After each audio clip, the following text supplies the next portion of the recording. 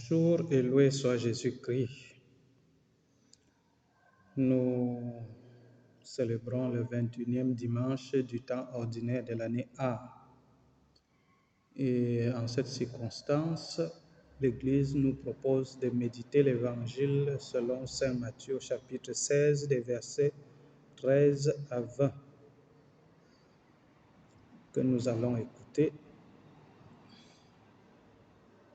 En ce temps-là, Jésus, arrivé dans la région de Césarée de Philippe, demandait à ses disciples, « Ô dire des gens, qui est le Fils de l'homme ?» Ils répondirent, pour les uns, Jean le Baptiste, pour d'autres, Élie, pour d'autres encore, Jérémie ou l'un des prophètes. Jésus leur demanda, « Et vous, que dites-vous? Pour vous, qui suis-je » Alors Simon-Pierre prit la parole et dit, « Tu es le Christ, le Fils du Dieu vivant. » Prenant la parole à son tour, Jésus lui dit, « Heureux es-tu, Simon, fils de Jonas. Ce n'est pas la chair et le sang qui t'ont révélé cela, mais mon Père qui est aux cieux. Et moi, je te le déclare, tu es Pierre, et sur cette pierre je bâtirai mon Église, et la puissance de la mort ne l'emportera pas sur elle. Je te donnerai les clés du royaume des cieux. Tout ce que tu auras lié sur la terre sera lié dans les cieux, et tout ce que tu auras délié sur la terre sera délié dans les cieux. » Alors il ordonna aux disciples de ne dire à personne que c'était lui le Christ. Parole du Seigneur. Une bonne nouvelle, comme on en trouve tant dans les Saintes Écritures. Ici, je voudrais partir d'une petite expérience que j'ai vécue il y a de cela quelques années. J'étais nouvellement arrivé en Italie pour des études et j'ai vécu un moment de tentation très forte.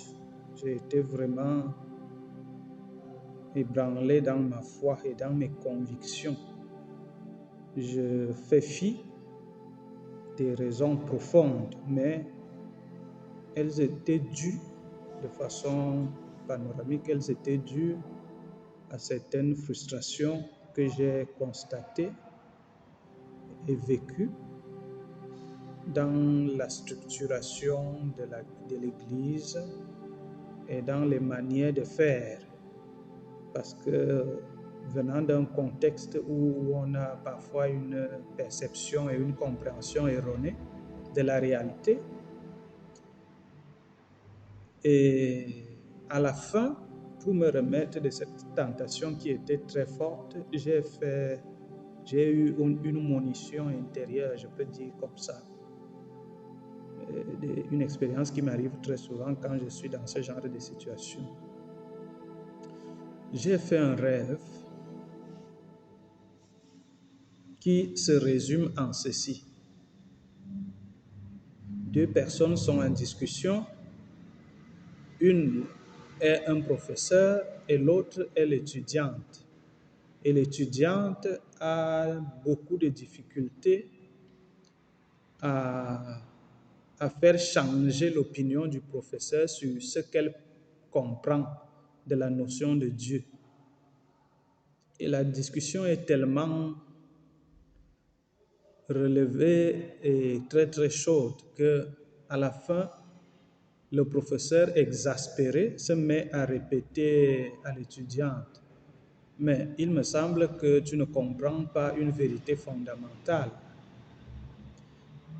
À partir du moment où tu laisseras toujours que les autres définissent qui est Dieu pour toi, tu seras toujours trompé. Tu seras toujours trompé. » Et le professeur ne faisait que répéter cette phrase plusieurs fois, au point où j'ai dû me réveiller en sursaut avec une palpitation cardiaque. Et comme dans ce genre de rêve, je réussis souvent à comprendre réellement quel est le vrai message. Alors j'ai compris immédiatement en me réveillant que le message en fait ne s'adressait pas à l'étudiante qui se rebellait contre le professeur, mais que le message s'adressait à moi et j'ai donc dû prendre la résolution de refaire toutes mes convictions autour de la définition de Dieu et de l'Église. Bon, pas que je ne savais pas que la dimension humaine est imparfaite, mais je n'arrivais pas à assumer cela dans ma vie au concret par rapport à la réalité de ce que je constatais par rapport à ce qui pouvait être des faiblesses humaines, soit dans l'organisation de l'institution ou dans toute l'expérience que je traversais en ce moment-là. Mais ce rêve m'a beaucoup aidé. Ce rêve m'a beaucoup aidé à comprendre que le chemin vers la maturité de la foi est un chemin qui requiert beaucoup d'attention. Beaucoup d'attention. Et c'est à cela que je suis arrivé comme conclusion et c'est cela qui m'a permis de relancer mon expérience et mon cheminement. Je vous raconte cette expérience par rapport à ce que nous venons d'écouter dans l'Évangile, qui est fondamental. C'est fondamental pourquoi? Parce que cette question que Jésus pose est une question qui est au cœur de notre vie de foi. Parce que Jésus demande à ses amis, pour vous, qui suis-je? Pour les gens, qui suis-je? Bon, c'est un exercice qu'on appelle le sondage. Et le sondage, bon, pour des objectifs politiques est une chose, mais avec Jésus, il vise aussi une autre réalité qui est très, très importante. Savoir l'effet qu'on a sur les gens et ce que les gens pensent de nous réellement. Si les gens nous comprennent, si les gens comprennent ce qu'on véhicule comme message dans le cas de Jésus. Et ça, c'est très, très important. Nous pouvons nous exercer à le faire. Mais ce n'est pas ça l'objectif de ce partage. Ici, je m'intéresse à cette question de qui suis-je en l'appliquant à Dieu, pas seulement à Jésus, mais à Dieu aussi. Parce que cette question nous est adressée à tous et à chacun. Cette question, c'est Jésus s'adresse à toi comme Dieu s'adresse à toi. Pour toi, qui suis-je? Quelle est la définition que nous nous faisons de Dieu? Quelle est la compréhension que nous avons de Dieu? C'est à partir de là que nous allons tisser la relation, celle qui est beaucoup plus forte et qui tend beaucoup plus vers la vérité et la réalité. Bon, il est vrai, la figure de Pierre qui répond ici est une figure très intéressante aussi, parce que comme nous le savons tous, nous n'inventons pas la foi, nous n'inventons pas la relation avec Dieu, et nous ne pouvons pas non plus courir le risque d'inventer le visage de Dieu. Qu'est-ce que j'entends par là? J'entends par là que le fait de naître dans une culture religieuse, pour le cas, nous trouvons déjà une base à partir de laquelle nous pouvons nous inspirer.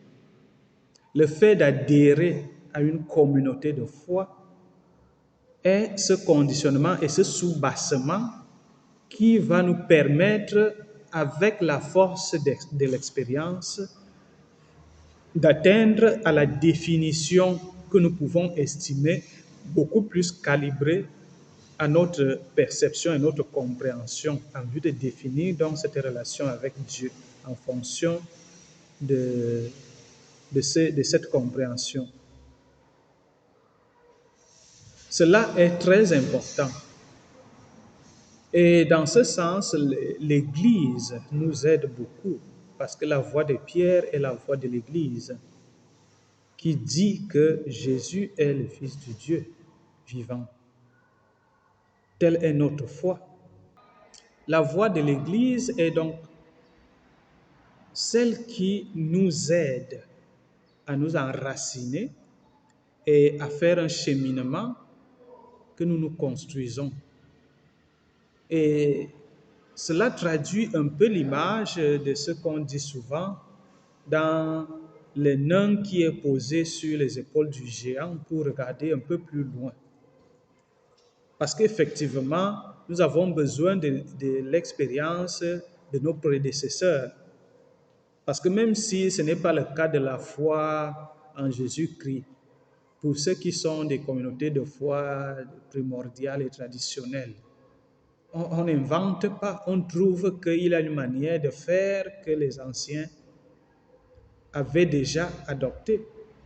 Et on entre donc dans ce couloir qui a été tracé. C'est pour ça que nous disons que notre foi s'appuie pas seulement sur les Saintes Écritures, mais aussi sur la tradition. La tradition comme héritage reçu. Donc c'est en cela que l'Église aide beaucoup et je ne vais pas approfondir l'aspect du pouvoir des clés qui ressort dans le texte. Parce que pour moi, pour cette fois-ci, je voudrais m'attarder sur cette définition que nous devons élaborer, la définition élaborée de Dieu, parce qu'elle est très importante et très déterminante dans la construction de notre relation avec Dieu.